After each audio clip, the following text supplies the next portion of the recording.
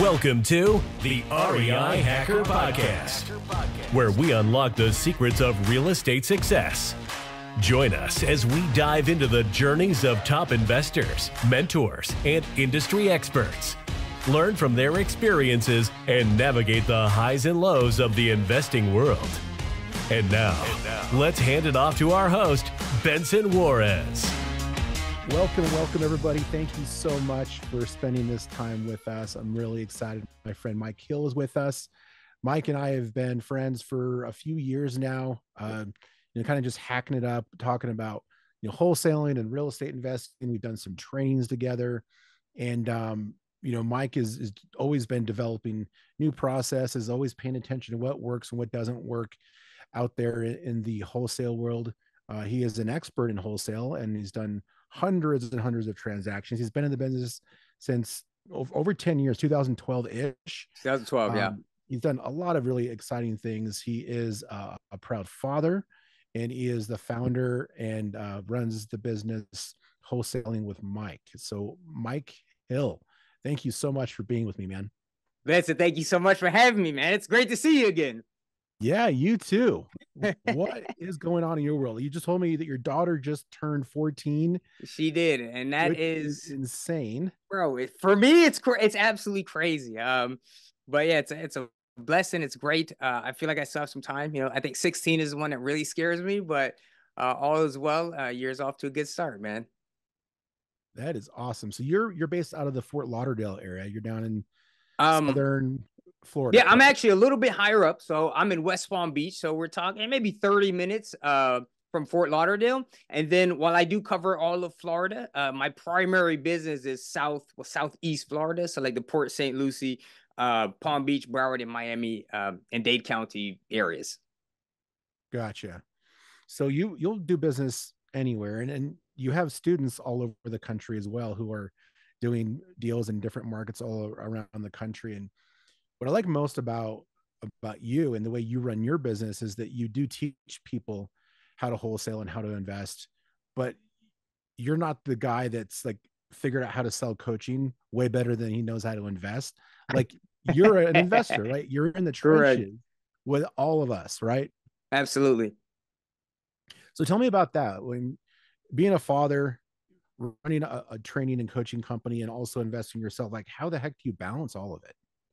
That's a good question, man. But really, I would say, it's kind of a deep answer, right? It's probably a lot of ways to go, but I think if we're starting from fatherhood, I would say it's really having that really, really strong why, right? So kind of when I came into the game, like my backstory, starting from 2012, like I literally came with nothing. And typically when people say, hey man, when should I quit my job? The standard advice is, hey, you should have about 6 months of saving, do it responsibly. And I did not do that. Okay. Like I'm not recommending this. It was probably not the smartest choice, but I was very frustrated with my job at the time. I didn't make enough money to save. And so I did quit prematurely, but a big part of that was just having the vision, the why. Like my daughter's about 1 at the time. And so it's like, I'm getting home after she's gone to bed. And then I wake up and leave for work before she is awake. So it's like, I gotta be home for this. That was my biggest driver, was really to be a good father. And then when I did quit my job and come home, at that point, now I was home to take care of Jade. And then, Jade's mom, who I was with at the time, no blame game. Like had no money. I just quit the job, whatever, but she kind of took off, and then I became a single dad. So now I'm kind of in this place where like, there's no plan B. There's no going back to work. It's like, you make this work or you can't get diapers. You can't get food. You get evicted. And so I think, being that dad that I want to be, which means being financially a good provider, but also being present, being the one. I take my daughter to school every day. I pick her up every day. A lot of parents can't do that. They get home at 5 o'clock. So just knowing that, hey, man, there's no plan B. This is going to work, whatever it takes. And so there's certain parts of like hustle mentality that I'm a little bit against, because no one wants to become an entrepreneur just to like work more. Like, obviously I'm a capitalist, right? But it's not just about the money, but I do think there are seasons for things, right? So in the beginning, the season was hustle, hustle, hustle, because you have a reason. You know, if it was just about, hey, I want to make more money, there's a good chance I might not have made it, because especially, you know, as you probably know, starting with nothing, it's pretty difficult, right? So that's kind of, I would say the first piece of that question is just, you know, having that really, really burning desire and clarifying that, not having a plan B. And also, I feel like if you can make it, this may not be universally true, but especially when I work with like my students, we really try to dive down and say, you know, why is this worth it? Why are we going after what we're, you know, going after? What's the reason? And once we develop that really strong why, yeah, I kind of talk a lot about when I teach like habits and routines and, you know, conscious versus subconscious programming. And when you really like dig out that why, then all the things that would typically stop you, the fear, the rejection, like all the stuff we go through in this business, right? The doubt, you know, is this going to work? Whatever, like it kind of dissipates because the burning why takes over, and it'll force you to do things to get out that comfort zone that you might not typically do. Absolutely. But there was something in your entrepreneurial heart that made you to go down the path of, you know, doing business, right?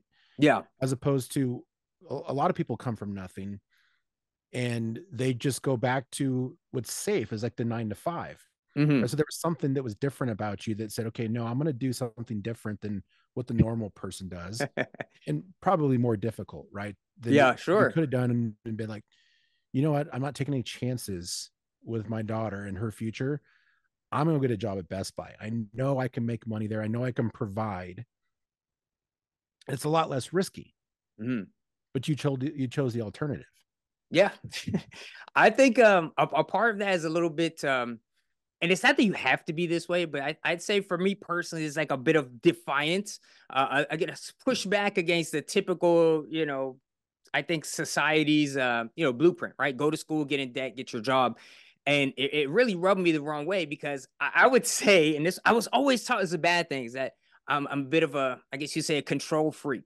And that was always, I would never say that out loud until like I heard Grant Cardone talking about it one day. And he was like, of course I want control, man. Like if you don't have control, that just means someone else does. And I was like, listen, that's the first time I've heard someone, especially someone that I look up to and is doing things at a very high level, articulate it that way without any, you know, with no apology. I was like, wow, that is, you know, I've never really said that, but that's exactly the way I think. And it was all about control and freedom. And just, there were so many things that really didn't resonate with me, right? So I actually went to college, and I'm, again, kind of, let me rephrase this a little bit. It's not that college is necessarily bad, right? I'm not of that mindset that it's totally a waste. However, I think the way it's sold to us in this day and age is not appropriate for everyone, right? It might have worked for your grandparents, but as of now, the thing where you could go to college, as long as you get a degree, go into as much debt as you want, and that's cool because you're going to get a job. Like that was a huge turnoff for me. And then I did go to a good university. I went to Duke University, and at the time I went there, we were ranked in the top like 5. So up there, Princeton, Harvard, Yale. But you got to remember, I did student loans for about $250,000. I came out of school with a job and I was like, yeah, it's worth it, you know? And my parents, you know, kind of middle class, right at the cutoff where you can't get that much financial aid, right? But you still, it's still difficult to pay for that much, right? So I'm right in that bracket where it's like, we'll just loan you all this money. And first job out of college, you know, 39 grand. I was like, what the hell? Why am I doing this, man? And then, you know, the constant like, and I was a good worker, right? But just may I have a day off, sir? Or, you know, you work your butt off. You're there late nights. I mean, there are times you're at the job, just ridiculous hours. And then one day you come in and you're like 5 minutes late and you're like, like, you know, we're going to have a talking to. And it's like, oh, like, I think just, I don't know if you, not necessarily disrespect, but like, I don't know. There's just something to self where like you get to this point where like that's not acceptable. That's not. I'm not going to tolerate that. Period. So I think maybe that a little bit of that defiant nature kind of came into the why as well. Whereas I would honestly rather work much longer and much harder and maybe even for less money for myself than be at the beck and call or mercy of someone telling me, oh, you can't go on vacation, or no, you need to be here earlier, or I'm going to reprimand you because I don't like your dressing style today. It's like, bro, take that somewhere else, man. So a lot of it came back to lifestyle. Right. For sure. But there's other things that you can learn from college, right? That besides just the education. And this is where I think a lot of the most value that comes out of, going to college and being on campus. And you were pretty involved with your fraternity, right? So the Phi Beta Sigma fraternity, I saw that you posted recently. Yeah, man. We just did our 30th anniversary on Duke University campus. And that was a lot of fun. It was awesome. So what was it about that you really, were attracted to? And so much so that 30 years later, you're still pretty involved. Like it's a community, right? And you've done some of that in your own wholesale teaching and your community that you've built around wholesaling. What was there stuff that you learned from that experience that you've actually done in your wholesale coaching business? It's a good question, man. I mean, one, I think real estate in general, whether a wholesaler or fix and flipping, it's so relationship based. Everything is about networking. And there are other reasons that I joined my fraternity.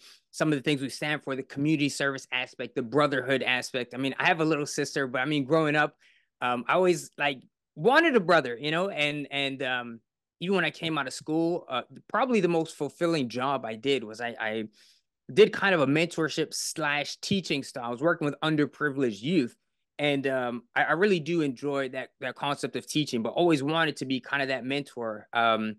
Is a saying, always have one hand up to a mentor, one hand down to a mentee. And so I really kind of vibe with that. So a lot of things about the fraternity, but bringing it back to real estate, I mean, it's so much about relationships. And as much as I have studied, wholesaling and real estate and investing and the numbers and the KPIs and all that stuff that people usually talk about, the lists, a great deal of what I teach my students is really so much of this comes down to just some of the basics, right? So there's basics that I teach about, like, let's say self-discipline, routines, habits, accountability. But I mean basics like just talking to people, communicating with people, like really actually trying to help people. And it's okay for it to be mutually beneficial. Reaching out to network, seeing how you can help other people. And then, it naturally, right, usually just kind of reciprocates. And even if it doesn't, I'm a big believer in karma but the idea that so much of what we do, right? Like we talked about earlier, like everything is, I'm very analytical, data driven. So we got to be KPIs and all that stuff's got to be tight. But at the same time, I don't know, there's just a exponential return on investment in your human capital, I guess you would say, right? And just the value of relationships and learning how to talk to people and interact with people. I'm often surprised that, man, it's a little bit more rare. I do a lot of role play, for example, my students. And like, when we're talking, I'm like, hey, man, you sound like a robot. Stop talking to me like that. Like, figure out what I need. Be relatable. Yeah. If you can help me, great. If you can't, make me a referral. Right. And then that person that you refer to you'll probably get into their circle. Right. It's not always about, hey, man, how do I get this deal? And I have to make it happen and sound like a robot in the process. And I think that's one of the skills you learn from college. Look, I think I just think it's kind of the pitch, and also that I have an issue with. And this notion that if you have a degree, you'll be good. That's kind of how it was sold to me. And like, it's okay to go into that type of debt. We'll just hand you as much money as you want. To do that, right? And again, if you have a plan, right, it's great. Or you have a skill set. Like if I had to go back, when I went to my reunion, some of the undergrads are like, hey, Mike, do you have some advice for an undergrad? I said, yeah, man, while you're here, think about what you really want. You don't have to know exactly what you want to do, but take some things that might be practical. Take some finance classes, right? And for me, I accept responsibility. Maybe I didn't reach out for the most guidance, but I just saw like, okay, in order to graduate, you have to have 3 credits in art. And I was like, okay, cool. There's a art history class about Russian art from the 1600s. So I got to get the degree. So I'm going to do that. And so I think that, it's more about having a plan, and I wouldn't go into debt for just a regular degree. It's probably a little different if you want to be a doctor, a lawyer, you're more solid on your path. But in general, like I don't see the value in a $250,000 sociology or English degree when you have to go into massive debt for it. You know, I Oh think, yeah. yeah. Well, there's those group of people that just want to perpetually educate, and they get into the education system, and they go and they're going to teach one day. But I mean, if they are going to continue teaching, like, it doesn't pay a lot, right? So like, how are you going to pay off that $250,000 Yeah. debt if you're just teaching forever? So it's an interesting balance, but you're right. Yeah. It's kind of just what is beaten into us at an early age. Oh, That you have absolutely, to go and man. do this. This is how you're going to succeed. Times are changing quickly though. Like Yeah. there's so many education sources out there that are free, Hmm. YouTube University, and there's free coaching. There's high value courses out there. Like Alex Hormozy gives away like this marketing course he developed for free to people. And then you get free stuff online and motivation from like guys like Gary, Vanderchuck. And there's just tons of people giving out really amazing free education out there that you don't have to pay a ton for it. But there's always a time and a place, I believe, to get that one-on-one attention, or to really like emulate someone's success and follow in their footsteps. And you can do that with people. So yeah, it is. I think that the education system is kind of a dying model. Yeah. Yeah. And Especially in the more generalized space, you know? yeah, Yeah. absolutely. And so I think there's definitely different strategies. And it's not for everyone to leave. Even colleges isn't there for everyone. I don't know what the percentages are, but there's a good portion of people that just don't ever go to college because, it's not for them, or they can't afford it, or they can't get the student loans. So yeah, it's not for everyone. Yeah. And now is probably the best time in history for those people that don't fit into that mold to find a different path, to become an Absolutely. entrepreneur, to become an influencer. People now like are influencers. That's their job. Yeah. It's just to influence. Well, Right? even So, even to learn a trade, man. I mean, yeah. there are a lot of different options for sure. So you got drawn into the real estate, and you burned the boats at the beach, I right? And did. you went all in, Yeah. and then you started doing deals, right? So you've done hundreds of deals, and you eventually decided, okay, I know this well enough to where I think I can help others be successful at it, and maybe not make the same mistakes that I've made. What is it you like about real estate? Well, that's a good question. I would say that I don't really love real estate. I don't necessarily, and I'll clarify this for you, right? So I remember when I was thinking, like, man, I got to get out of this 9 to 5 thing. Like, I come to work, I have this suit on, so I look professional. It's a cheap suit, man. It doesn't look good. I don't see anyone. I'm sitting in a cubicle. It's like, I gotta plan the escape, man. I got to get out of here. So I was kind of the mindset that, like, I'll do whatever. So I'm listening to a lot of the, whether it's motivational or just, entrepreneurial YouTubes and audiobooks. And there wasn't quite as much, of those kind of channels and that much information back then. And it's only 10 years ago, but still. So I was kind of open to whatever. So I started like kind of Google searching, and, some of like the more, I don't know if I want to use the word scammy type of stuff came up, and all these, like some MLM stuff. And like, I know people who are actually doing well with that. So like everyone says, hey, scam. I mean, it can be, it cannot be, people are really quick. Anytime you try to, side note, start your own business, do something entrepreneurial and look into it, they're like, scam. And yeah, yes, you have to be diligent. You have to do your due diligence. There are scam artists out there. But I'm like, bro, you just, paid $100,000 to go to school and get in debt and like do all that stuff for your English degree. Back to what we said a minute ago. For me, Right. you've been sold the scam long time ago. But anyway, so I'm like, how do people get rich? That's why I started Google searching. And then there were two things that I kind of got from that. One, I looked into a bunch of stuff. I tried some stuff, didn't really work out for me. But then I saw the famous, maybe quote, meme, whatever you want to call it, 90% of people get rich through real estate. So I was like, okay, cool. I want to do that, but I don't have money now. So I was like, I'll put that off for the future. But the other part that I learned through my research, couldn't even tell you who said it first, but they were like, people always tell you, go after your passion, do your passion, do your passion. They were like, that's cool if you can make that fit, but that's not for everyone. In the sense that sometimes if you're doing your passion and you try to monetize it, your passion could become the thing that stresses you out. Now it's no longer this source of pleasure and amazing. Like now you're trying to make a living doing it. By all means, if you can do it, for sure, do it. But it's not necessarily a given where you have to do your passion. So I really didn't have a passion for real estate. I was just like, hey, there are people doing this. I'm interested in it, right? And so I kind of started self-educating. Again, there weren't all the YouTube channels, and I was working at a hotel, and funny enough, one of these, I guess I won't say the name, but like, these big companies that come in, they do these real estate seminars, and I just happened to be listening. I was like, oh, this is pretty cool. And they said, no money down. And I was like, okay, that's really cool. And it was a 3-day event. And actually the next day, I don't think I've ever said this before, but I snuck in a little tape player with the little cassettes. I don't know if they still sell them. And I put it in the room and I pressed record, and then I left.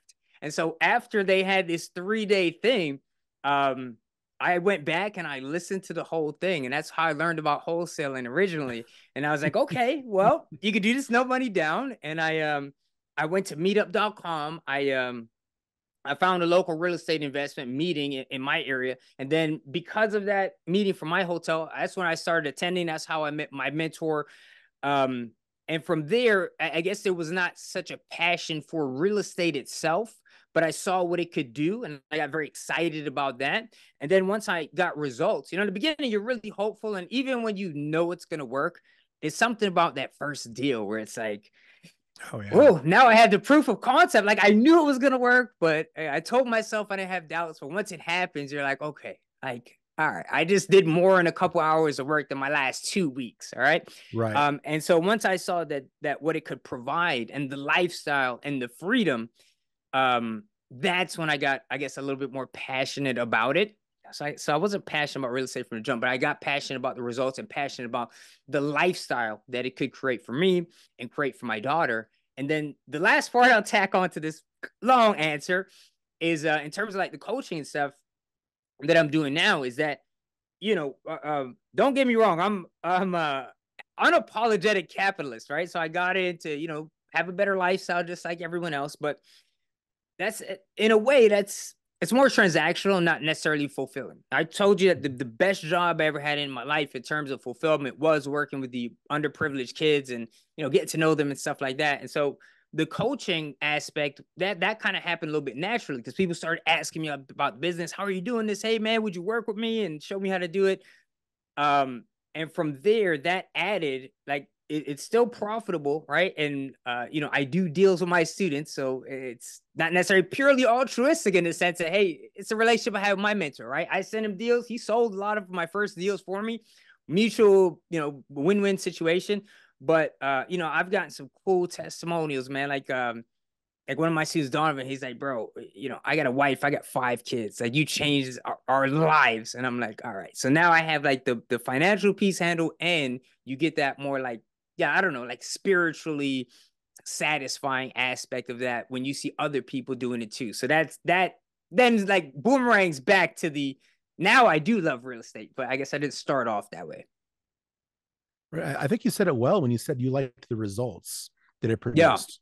Yeah. Right. So the money, right, but also the freedom and the options it provided. And that's kind of how I view it too, right? Like my goal is to get to a point where someday I can do what I want to do when I want to do it without any sort of financial restrictions, right? That's kind of how I view it. Like, I don't know what that mark is money wise for me. And I like the results too. Right. And I feel like for a lot of people, if they can figure that piece out, they'll be happier because a lot of the people that we look up to that are the most successful aren't happy. They've accomplished these huge milestones of making a certain amount of money or, exits with real estate or with businesses, and they're still unhappy. They've got divorces and they're addicted to alcohol and drugs and, self-medicating and, bad relationships with their families because they just weren't around and because they were always just chasing that next milestone of making a certain amount of money and a certain amount of, quality of life. And so I think that's an important lesson for a lot of entrepreneurs is to figure out what it is that money really represents. Yes, what does it give you that will help to make you happy? Absolutely. And the thing I'll add to that too is like the money, all that stuff is good, but it's the person that you kind of become during the process, where I guess you can't see that as like a reason to do it in the beginning. But like this is Steve Jobs quote. I'm always telling my students, I'm like, um, and it's attributed to him. I don't know if he's the first guy that said it, but it's like you can Right. only connect the dots looking backwards. And I love that. Like some of the things that have been the hardest in my life, I'm like, hey, why am I going through this? When I look back, I'm like, man, that's the best thing that happened to me. Right. And so, like, just as an example, when I first kind of started the game, I was very, very introverted, very shy, you know, and like I tell you about my breakup, even in my personal life, I was with that person for like 10 years. So when I came out, I couldn't even talk to an attractive woman, ask her for the time. Like that's how shy I was. And even through real estate and talking to people, okay, I got to get out here. I got to talk to this investor. I got to make the cold call. I got to get comfortable with rejection. I've got to, put myself out there. And that has translated to so many other skills that have helped me, help me with my social life, with friends, dating, this, like all of these different things. But the caliber of person who you are, even though that wasn't my goal and I didn't know that when I started, once you get on the journey, like, man, bro, it comes around and it really does change you. And it's like the results get better, but then you get better. And because you get better, the results get better. And because the results get better, you get better. And it's just, it's pretty cool. It's a cool cycle. It is. Yeah. A lot of people say that a vicious cycle, that almost, it's like a negative connotation, but it can be a positive outcome too to get in a vicious cycle. I have a coach too, and I can't remember his exact quote, but he says something to the effect of like, who's the man that you need to become to deserve the results that you're seeking to get? Absolutely. So it's like, and sometimes it's viewed the other way. Like you become a person after you get what you want, and then you can become happy, and then you can become, confident, and then you become somebody that people looks up to. But the way that he describes it, it's the opposite. You do that first, and then when you get those things, you actually feel worthy of those results and deserving. Agreed 100%. And then you're not always perpetually looking for the next milestone, because you are the person you wanted to be, and that's what got you the things you wanted in the first place. I think it's an interesting perspective. Yeah, for sure. So you're doing deals still, right? And you're out there, you're in the trenches, and you're teaching these lessons, and you're teaching these strategies to your students and the people just that are in your community. Like you do a lot of really cool free education online. You got a great YouTube channel. Thank you. You're always doing lives and challenges, and you're definitely a go-giver, which is one of the things that I think makes us, we've got a good bond and a lot in common. And that comes from like your experience helping underprivileged youth, right? Yeah. But at some point you're like, I can turn this into a business. Like, what was that mindset like when you went from, okay, how do I take what I know and feel okay charging people for it and making a business out of it? Yeah. So I think that, the short answer is kind of like, as long as I can deliver at least 10 times the value that I'm charging, like I could do this all day and feel really good about myself. But it was more of a natural, I guess, progression. That was never my intention when I started. What happened is, I started, right? I did some really good deals at first, and I got my mentor. I quit the job, all that stuff. And then I started, doing pretty well. And it was actually my cousin Greg said, bro, what are you doing? I was like, hey, I'm going to make you a video. I'll just show you all this stuff. So I showed him that. And I did my first YouTube video. Like I would send it to him. I was like, let me post this. Then people started asking questions. And then I actually started engaging. And around that time, it was more like my social phase, I guess, of life. And so I really enjoyed meeting people and talking to people. And, I was going to networking meetings constantly. Remember, this is like years before COVID. So anything, that I could go to, I was going, and I really just thrived off that, even selfishly, right? I really thrived off of that. And then it got to a point where I was like, hey, my mentor taught me this, and, he was well established. So I did pay him, but I got more than 10 times the return on my money in the first year. So it was like, for me, that's the best investment monetarily I've made. I always believe like you could do it kind of the hard way, right? You could trial and error it, but I'm about efficiency. I'm like, hey, if I can pay it, let's just get out of the way and get it done faster, right? So kind of looking at that, I didn't have the track record he had. So I was like, hey, if anybody wants to work, like I know the value of if I can reach the right people. And I've been in the business, you know, a little bit longer than you guys at that point, probably like 5 years. Like I have resources. I have a title company. I have attorneys. I have boots on the grounds. I have real estate agents. And most importantly, probably I have cash buyers. So now if you guys go out and I teach this to you, you know, you bring me the deals, we'll split it 50-50. And that's how I started off coaching. And it was all free, but it was like, I wanted it to be meritocracy, right? You show me you're going to do it. But I realized that people need a little bit more guidance than they think, right? Like a common thread I see in a lot of Facebook groups now, when people ask about mentorship or coaching, it's a little side note, but and not a plug or anything, but just my thoughts, because, you know, that's what I did. It's like, hey, everything you need is for free on YouTube. You don't need coaching. I said, well, listen, I'm not saying coaching or mentorship is necessary for everyone. It was right for me. But one thing I can say is that information oftentimes alone is not enough. A good analogy I like to give my students, I'm like, listen, you go to YouTube. How do you get a six-pack? Boom, 100 videos. Hey, let me download a grocery list, workout plan, join a gym. And yet, how many people every year, right? Oh, I'm going to lose the 10 pounds. This is my New Year's resolution. They don't, right? And we have 70% maybe people overweight, and a large percentage of them would rather lose the weight. So why is that?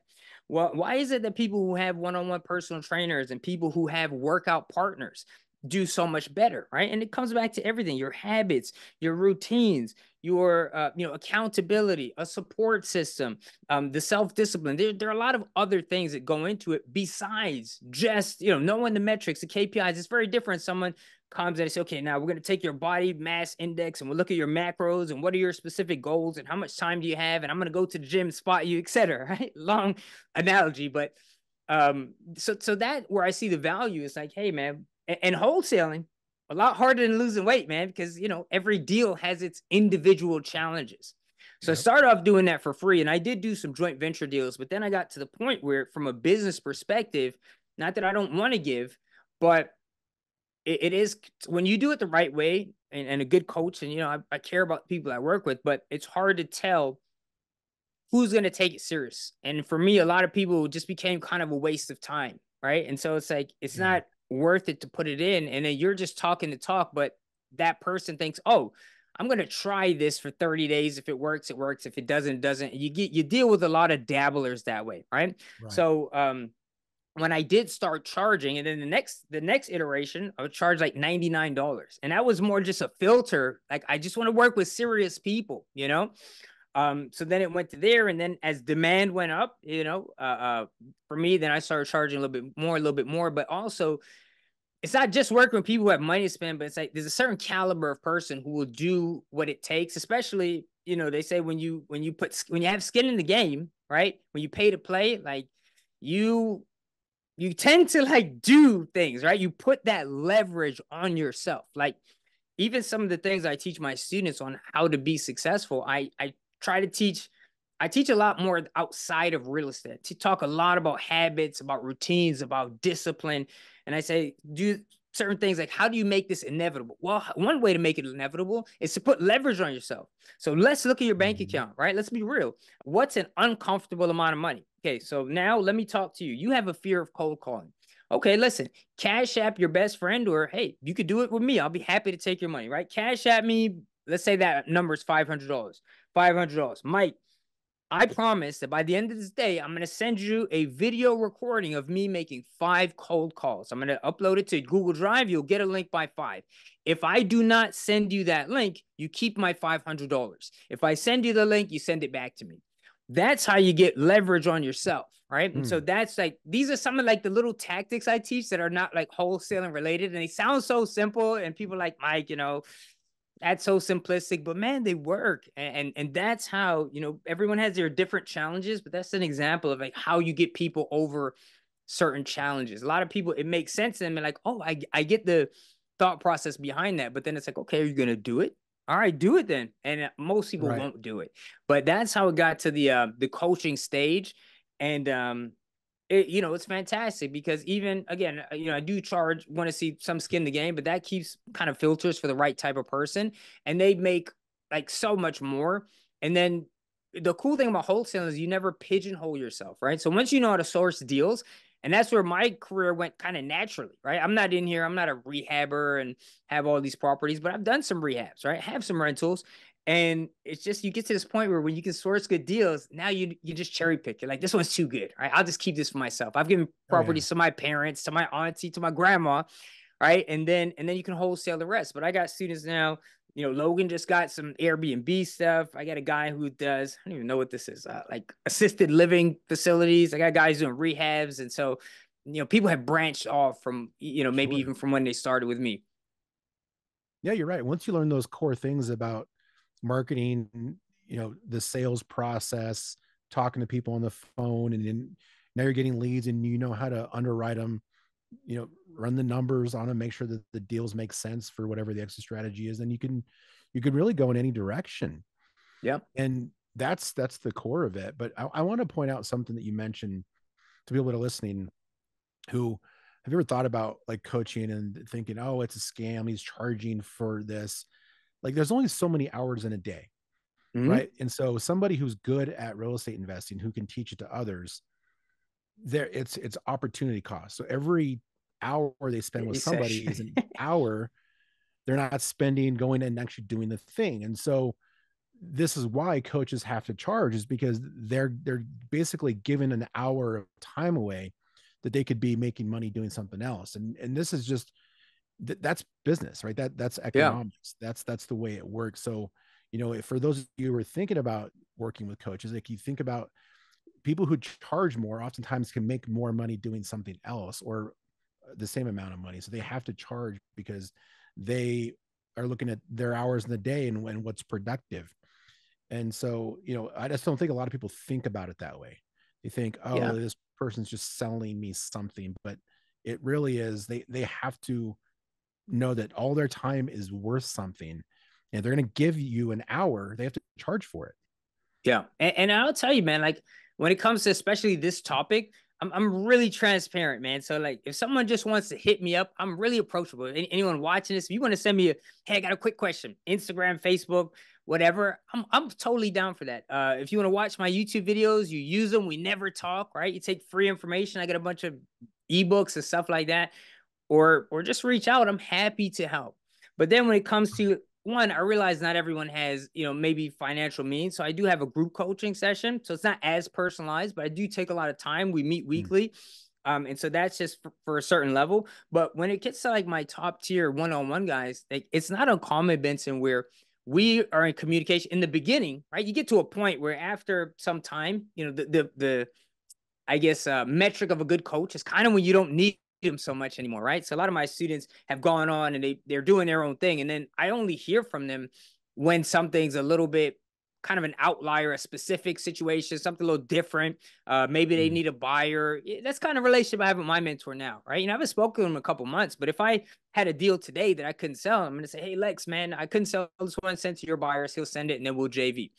But in the beginning, it's not uncommon for me to be in touch with my students, my one-on-one guys, like every day. We might not have a long conversation, but at least text message back and forth. And so there is absolutely an opportunity cost to that. And not just like the hour, but there are people who maybe don't realize sometimes it seems a little bit easier than it is, I guess, in the business, or their expectations are not clear. And so if they don't get that result in 30 days, they're ready to quit. And then as a good coach, when you're going for coaching, you have to vet your person. You can't just go lip service, right? Someone who's in the business, doing the business, has track record or whatever. But then at that point, if I've invested, let's say, an hour a day, 3 days a week with you for 30 days, and then, just going off you telling me, I'm going to do this, I'll split the first deal with you 50-50. I did that. And then people kind of disappear, and it's like, wow, man, shit, I could have been doing a lot more stuff during that time.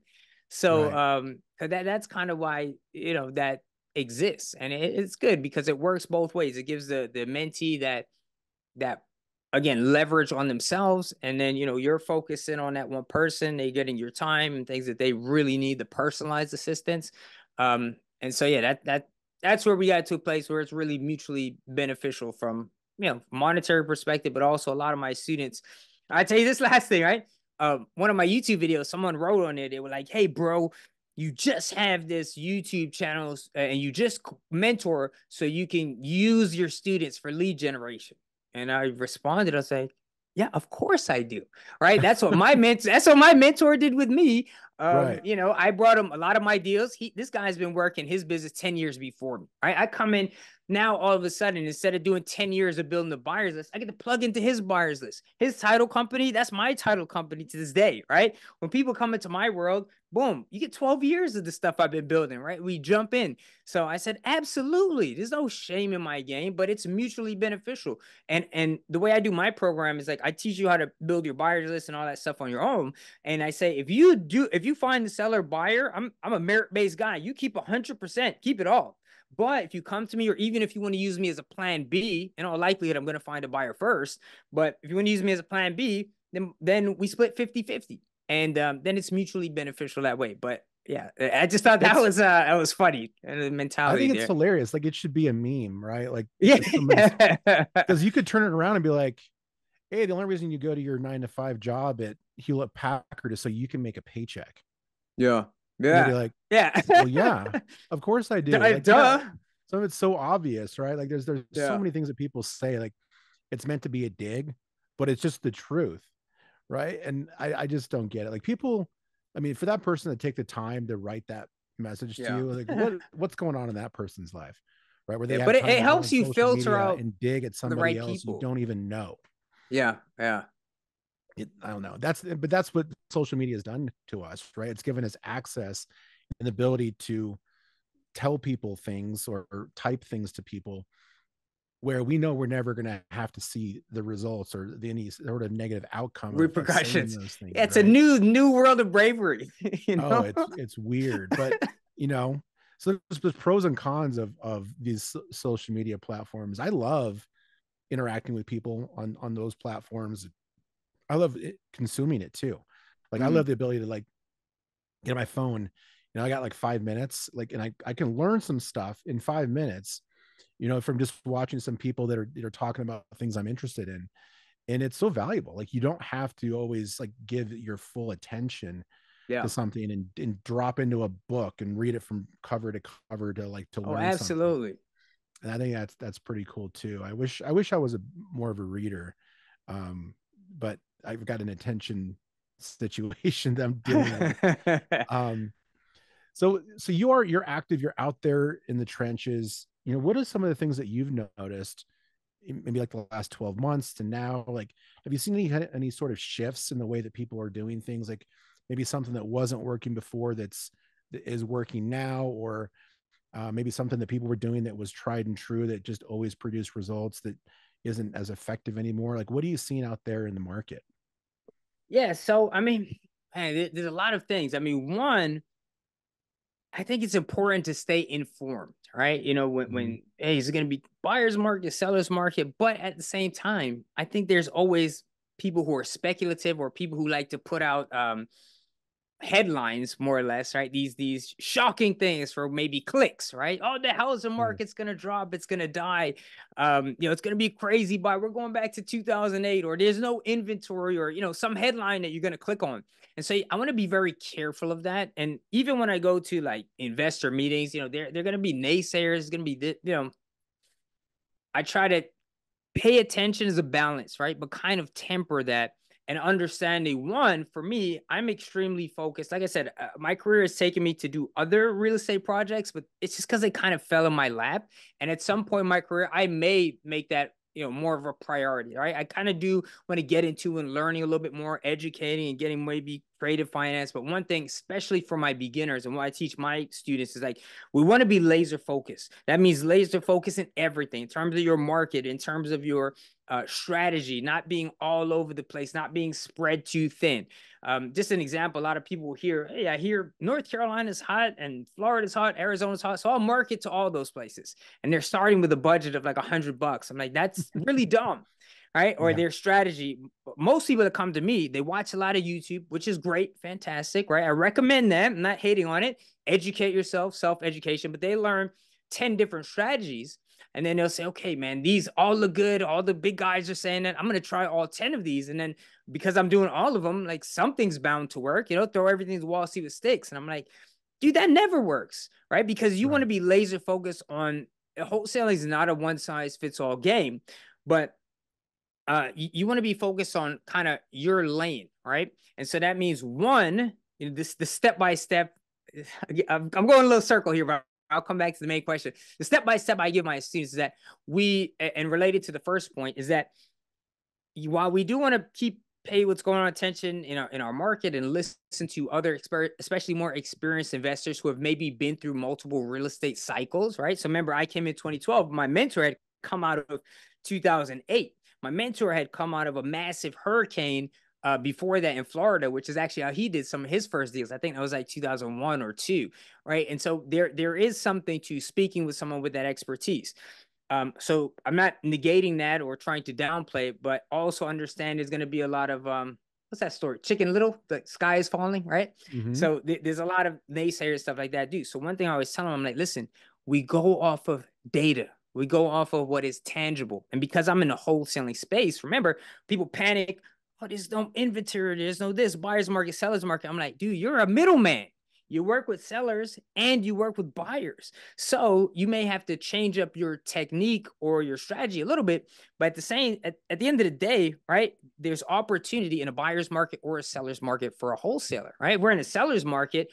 Then what does that mean? That means that there's a lot of demand for these properties. And like, when people talk about max allowable offer, ARV times 70% and all that stuff, it's like, dude, I've wholesale stuff in Miami at 85%, right? Because I understood and went off of the metrics, which is going to lead me now to, I got to give you some praise, because that's one thing I do with my students is a step-by-step process, right? So the first thing I teach them, one, if you're going to do deals with me here in Florida, I'm just going to give you the information. I'm going to tell you exactly what's selling. You don't need to worry so much about max allowable offer, but I tell them, listen, we go by the data, and we're not just looking at how many homes sold. I'm going to look at what cash buyers sold. And so I direct my students, and this is something that, again, props to you, man. And I'm not saying that like Privy's amazing at.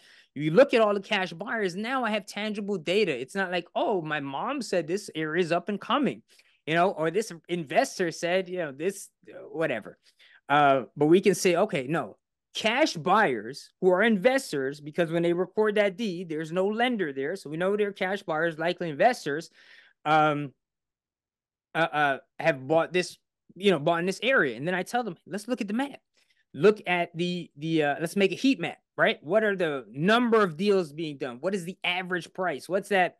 All the stuff from grade school, median, mean, mode, average. And then from there, now we're in a focused lane. Now I know exactly what my buyers want. And while, you guys have like, semi-competitors, we can have similar data, but I think one thing you guys do exceptionally well is the little, the investor activity specific. So now I can say, fix and flip versus buy and hold. That makes a difference. A lot of my students come in with that, hey, we need 70%. And it's like, no, it's a good starting point, right? But we need what buyers are actually buying. And when I gave that Miami example, 85%, I knew that going in. If I would have made an offer at, 70%, my contract would have never been accepted. Or, somebody else would have outbid me, especially when you're playing the on-market game. You have to be competitive. So I wouldn't have never gotten a contract. Now, if I'm doing that in, I don't know, Idaho, and offering 80% or 70%, maybe I have to be below that, or maybe the demand is not there at all. So that's, it's more just understanding what's actually happening. I guess if I try to break it down to some takeaways, right? One, being really focused on, your market, your strategy, right? And then the deeper you can get, right? You start off, you don't want to be analyzing forever, but you start off with that plan and eventually you get deeper. Like when you're been in the business for a while, I should be able to ask you, how does subdivision, how does zip codes, what are people buying there? And again, we're privy saying, hey, this how many fix and flips versus this how many, buy and holds. That makes a difference. It's the difference in, hey, I need to get this 70% versus, hey, this neighborhood, they're not doing this stuff up real nice, stainless steel appliances, granite. They're putting patchwork paint. They're sticking to Section 8 tenant in there, and they wanted to see the 1% rule, right? They want to make sure they're not paying more than 100 times rent. And that stuff's really important to understand. So not just, what you're necessarily seeing. I've seen a couple, maybe not as vicious as, 2008, but I've seen ups and downs. And then I know to just adjust kind of accordingly, but I do all my adjustments based on not hearsay, not speculation. I keep it in the back of my head as a maybe, but I go off of data. And again, props to you guys. That's what you do very, very well. And I also understand not just like you can interpret the data, like with Privy, right? It tells you what they're buying and why they're buying it. And it makes such a difference in how now you know how to speak that language to your ideal buyer and really match those guys up. And again, if it's a seller market, buyer market, I mean, listen, if there's a lack of inventory, then a lot of times, if you're in the right area, demand goes up. People overpay, right? I did the webinar the other day, and to make it more relatable, I was like, remember when the PS5 came out? Like, I'm a gamer, right? It came out at $500, but they were sold out for 2 years. You go to eBay, people are paying $1,500 for it. They know it's worth $500. They're paying $1,500 because it's hard to get. So as a wholesaler, you can't do this necessarily as a cash buyer, but as a wholesaler, you understand that, you make that adjustment, right? It's supply and demand, right? And the opposite is a lot of buyers. You kind of do the opposite. You have a different demographic now. Like when times are kind of tough, right? That's when you're like stocks, like Warren Buffett, right? You buy when everyone else is selling, right? And that's what your best cash buyers are going to do. And then when the market's really hot, that's when you have mom and pops coming in, and they're trying to, they got a little nest egg. They're trying to get their first rental. So, your strategy changes a little bit, but, you kind of go off the data, I guess. It's a long-winded way of, I guess, getting to that point. No, I think you nailed it. It's extremely important to pay attention to what the data tells you, because it's different everywhere. Markets are shifting, right? A deal in, I don't know, some part of the country, maybe a year ago was 70% of the ARV, and now maybe it's 75%. And that 5% makes a huge difference in you getting a deal under contract, or passing up on a deal, or, writing the wrong offer, having to cancel a contract because you just weren't paying attention. So all of that stuff matters. And you're right. We have done a lot of work to make it, visual and easy to understand. And that's one of the cool things about, I think, coaching too, is that like coaches and mentors teach really good systems processes, right? Yes. And you can take that and use them universally, but then also teaching like your market's different than everybody else's. So this is, a way where you can basically learn the market specifics, the neighborhood KPIs on what the demand actually is, and then allow the data to teach, right? The data teaches too. And one of the coolest things that I learned about that, and it was unexpected, that data got me, was confidence. When a person doesn't understand their numbers, it's paralyzing. When you don't know how to run comps and determine value, or you don't know what a deal is in your market because you don't know the local market realities, what most people do is nothing. And this is why 100%, not taking action thing is such a problem in our business, because it really just goes back to the numbers. And once they understand what a deal is in their target market, and once they understand how to underwrite and evaluate deals, everything slows down. So you gave some good analogies here. I've got an analogy that I think is important in real estate, but a lot of business, right? So like, I'm a football fan, right? I love football. And, you hear the stories of these highly recruited people getting, recruited from college football to the NFL, right? And some of them come out and they're sophomores, they only did 1 year or 2 years in college, and they come out and now they're in the NFL. And, you see some really talented people where that doesn't translate into the NFL, but most often than not, like the first year, their rookie year, like they have to pay attention to every little thing, right? They're paying attention to their footwork, their arm motion. They got to know like all the fundamentals of stuff they knew when they were kids growing up. They're paying attention to that. And then they have to pay attention to the routes that their receivers are running. They got to pay attention to which side of the running back's going to be on, and which formation the line is doing. And then once they know all that, and they know like their playbook, now they get into a real game, and now they have to pay attention to what the defense is doing.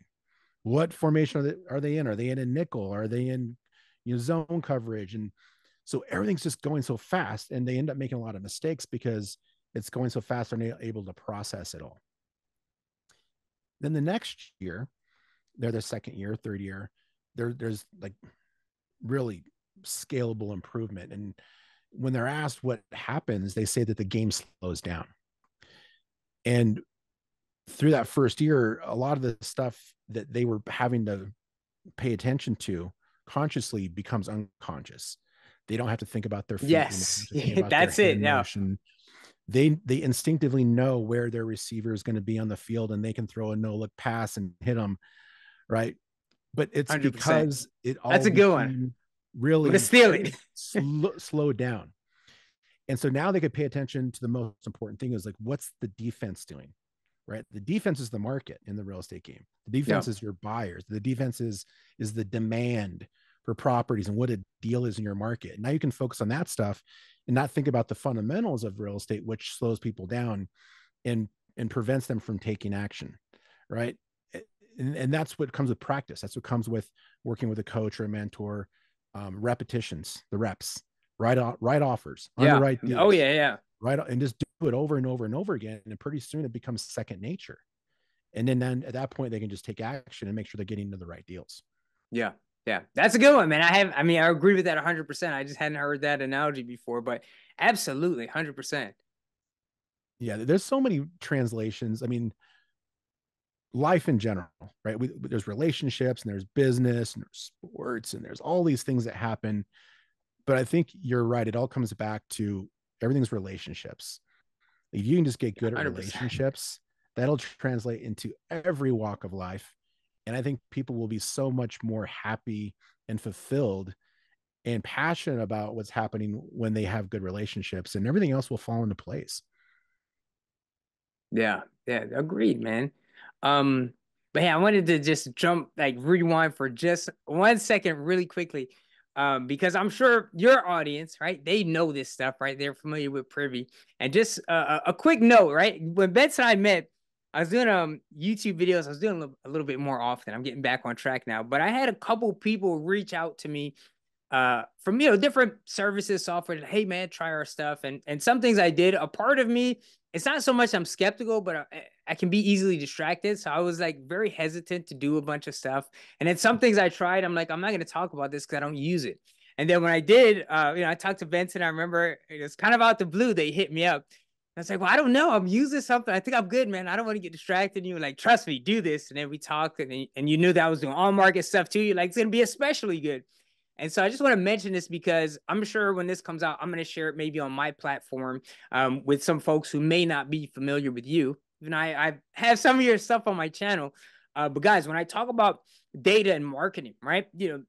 Some of this stuff, like you could even find it or try to figure it out, but it takes so long. I mean, some of this stuff, right? You go to the courthouse, you drive, you're going through records, taking notes.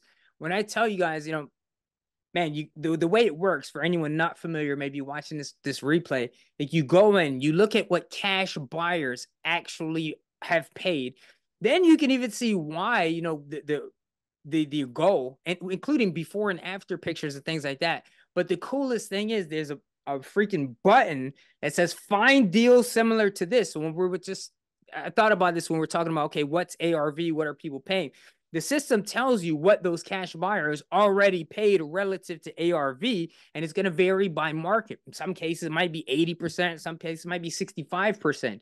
But you have that tangible data, and then it's like one button, boom, and then it shows you everything available. So for anyone who's maybe not from your audience or coming through me, like I just want to clarify, like how fast and efficient it is. A lot of times it's not just about, oh, well, I could do that on my own. I mean, you could dive and mine for the data and do all that stuff. But what a lot of this business is efficiency. It's about speed, right? It's about the first person to do it, because especially there's a cumulative effect, right? So over time, if it takes you 2 hours, even longer to do something, something, oh, it's just 2 hours. Now 2 hours a day for 30 days, I'm going to lap you. Right. So that's just another benefit. Anyone not familiar with the system. I mean, I don't know how you guys define an algorithm or what have you, the automations in the background, but that's so cool, man. Like one click of a button. Now I see everything that matches what the cash buyers already bought. Last thing on that note is like, I always tell my students, right, when we talk about cash buyers, I'm always quoting. I said, the FBI has a quote that says, the best predictor of future behavior is past behavior. We want to go with what people are doing right now, not the guys on Facebook raising their hands. I'm a cash buyer. I'm a cash buyer. I'm a cash buyer, but they're not vetted. I'm not saying you need to ignore them, but I'm saying when you're going to work for something, you're trying to get those fast results, you want to go with those people who already vetted, already have buying history, they're proven, whatever. And you guys really did provide an amazing, like the first time I've ever seen anything like that in 12 years, a really, I'm losing the word, but not intuitive, but first, I don't know, really efficient way of doing that. And I would encourage everyone to check that out. It's really cool, man. I appreciate that. That's cool. It's awesome to hear that, because that's, those are different iterations of the software over the last, 10 years. And we're always adding new stuff, but I appreciate you pointing that out. But the cool thing about data is that it works for all different skill levels, all different exit strategies, and also experience levels. So like someone who's brand new, like they can learn really fast by looking at numbers, looking at what's happening in heat maps and just making it really intuitive.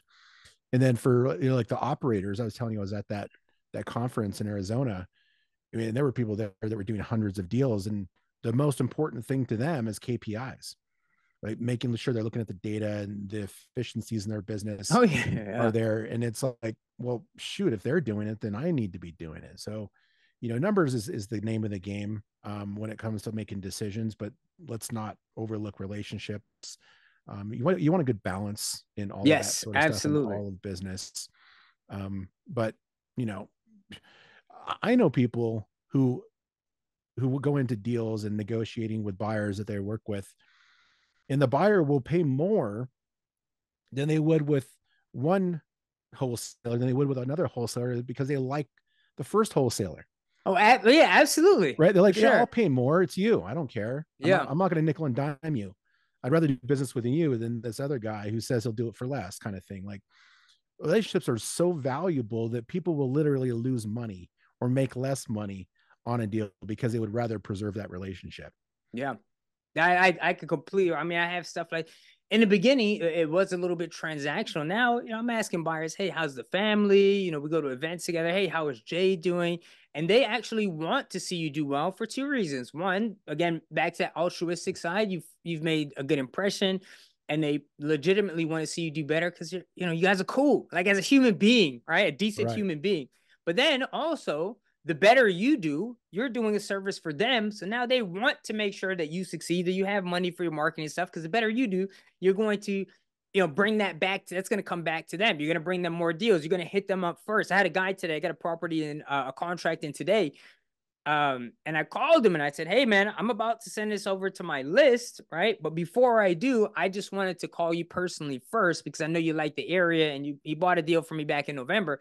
So it's like, I just want to make sure that you, hit you up first. And he texted me back a little while ago and he was like, actually, I'm not really interested in this one, but if you have some empty lots, that's what I'm looking for. And I'm like, yeah, sure. We talked a little bit, but certainly the value of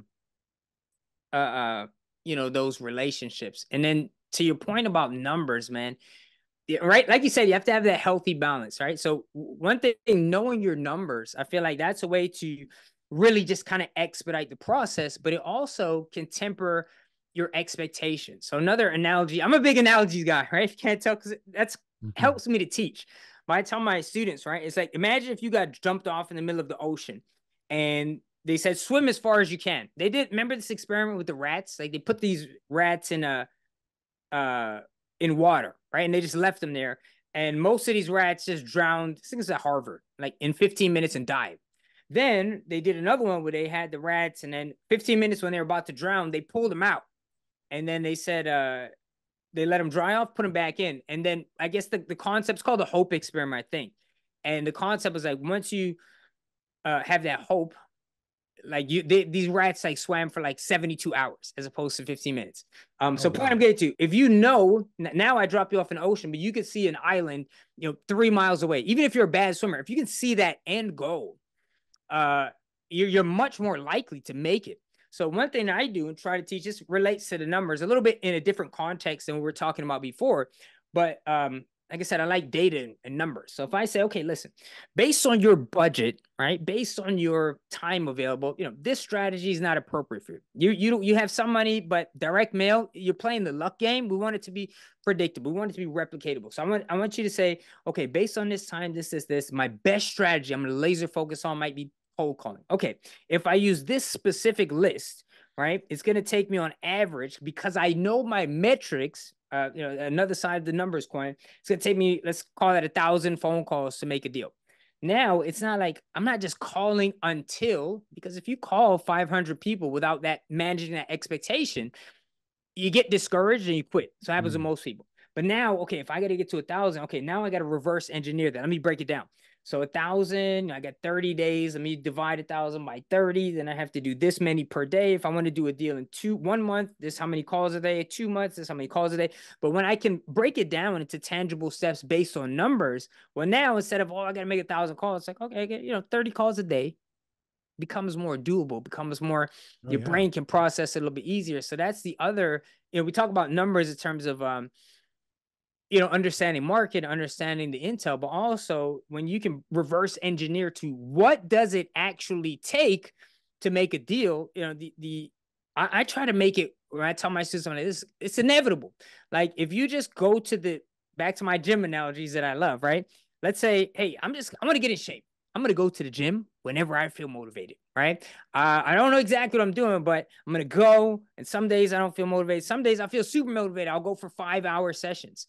Like that doesn't, these are people who make, hundreds of offers a day, 100 offers a day, but then nothing for like another week, like inconsistency, right?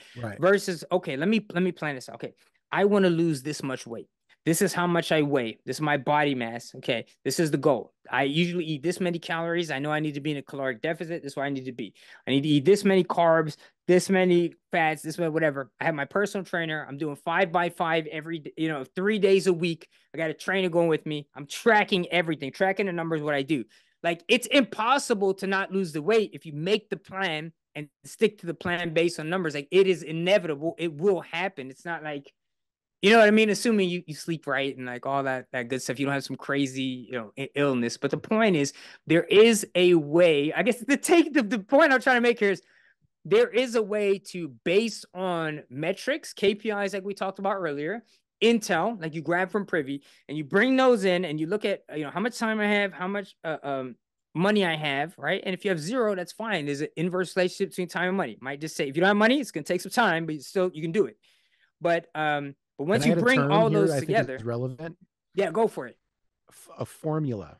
Yes, that was, man, you stole the word, but that's what I'm saying. You can break this down because people get into this place where like, is it going to work? Is it not? But when you take all that down, you can literally make it into a formula, which will look a little bit different for everyone. But a formula where if you do it, obviously maybe not first 2 weeks, but you stick with it, it's going to work. It's going to work every time. You just have to validate, you're in the right market, right price, that type of stuff, but it'll work every time. It's a formula. Yep. Yeah. And that's the thing. And that's what, good, processes can help with, building a formula, having success, but not having to do it on your own, emulating the success of others, emulating what your coaches and your mentors have done and taking that proven process, translated it into a formula and then just replicating it and being able to see, what you're shooting for, I think is extremely helpful. The ocean analogy is great. You can see that island, it's right there. Like I just gotta get there. Right. And it makes it way more tolerable, less painful. Yes. That's a good word. There's okay, I can see where I'm going there. So that's very important. And it's just being able to communicate it to people in a way that they can understand it. For a lot of beginners, they don't know what they don't know, right? So it's kind of like absolutely of like teaching things and getting them to a point where there's that aha moment. They're like, a light goes off, right? Like, oh my God, it makes so much sense. And that's where a skilled coach like yourself can help people get that aha moment sooner with less failure along the way, so that they stick to it. Yeah. They stick to the process. On that kind of note of coaching, I'd like to throw this out to anyone that's watching. This is something I tell my students, and obviously I'm not saying just me, but anyone in the circle. And this is semi-stolen from Tony Robbins, but this idea that the quality of your results is going to be based on the quality of your questions. There's a lot of things that I teach, right? And there's a lot of things you're going to see online, but the idea is like, you have to take that concept, go out and try it. Then that gives you the feedback, and the real value in any type of coaching is taking the feedback and coming back to your mentor, to the person you look up to, maybe just someone who on YouTube will answer one of your comments. And if you ask the right questions, that could save you months of the trial and error. And because, I have people that struggle with different things, and I tell them, listen, there's not a universal answer that's right for everyone, right? So the idea is, when you tell me you have a problem with something, I'm going to say, okay, go try this. If it works for you, I'm going to say, great. Now this is how we're going to amplify that and supplement that thing that worked for you. But then you might come back and say, Mike, that didn't work for me. Well, I say, well, then try this one, right? And so it's having that feedback loop. And again, I got the mentor, I do my mentorship, but it doesn't have, you don't necessarily have to go that route, but you want to be reaching out and asking questions, and join your Facebook groups is a good way to do it. Granted, I've seen some groups where like there's great advice and really terrible advice. And if you're a beginner, you don't know how to, differentiate between the two. But like I had a newer student the other day, he's like, hey, Mike, I'm having trouble cold calling. Can you give me some tips? And my response to him was like, yes, these are some things that are helpful cold calling. Here's a video I made. But more importantly, anytime you ask me a question, and again, I'm not telling you not to, right? More questions are better, but try and be as specific as possible, because some people have anxiety. They have nervousness around making the call. Okay, then this is the solution. Some people don't know how to skip trace and don't know what dialer system use. That's a technical problem. We'll talk about that. Some people don't know what to say. It's a script, problem. Maybe you and I need to do some role play. Some people maybe, the seller said X and I didn't know how to respond. Oh, you need some objection training. So it's one thing, but I won't know what you really need until you ask questions, and you want to go levels and levels deeper to find out like what's at the heart of it, kind of. So the more, for anyone watching, the more questions you ask and the quality of your questions is going to determine the quality of your results much, much faster. And that's key. Just, make sure you ask the right people, and then go out and try it and come back and give them the feedback. Amazing. I think that's a great way to to wrap up the conversation, because it does circle back, right? It goes back to the very beginning of the conversation, and it really that wasn't even planned.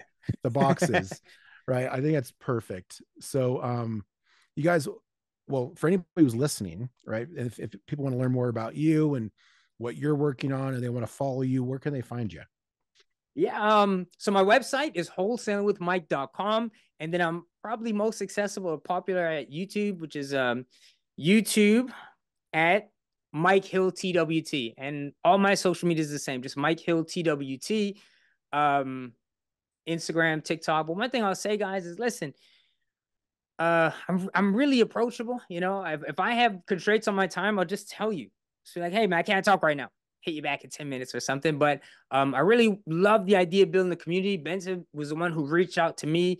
I love talking to people and meeting and exchanging ideas. And so I'm not a stuck up, obnoxious person. If you got a question, just hit me up. That'd be my takeaway. And I help you the best I can. Awesome, man.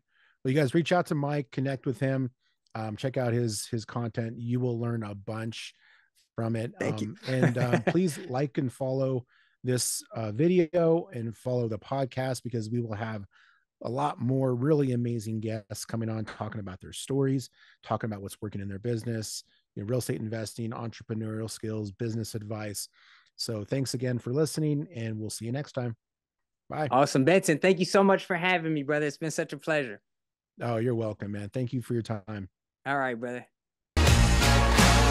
That's a wrap on today's Real Estate Revelations. Thank you for tuning into the REI Hacker Podcast. Remember, every property has a story, and every deal is a lesson. Until next time, keep hacking the real estate world.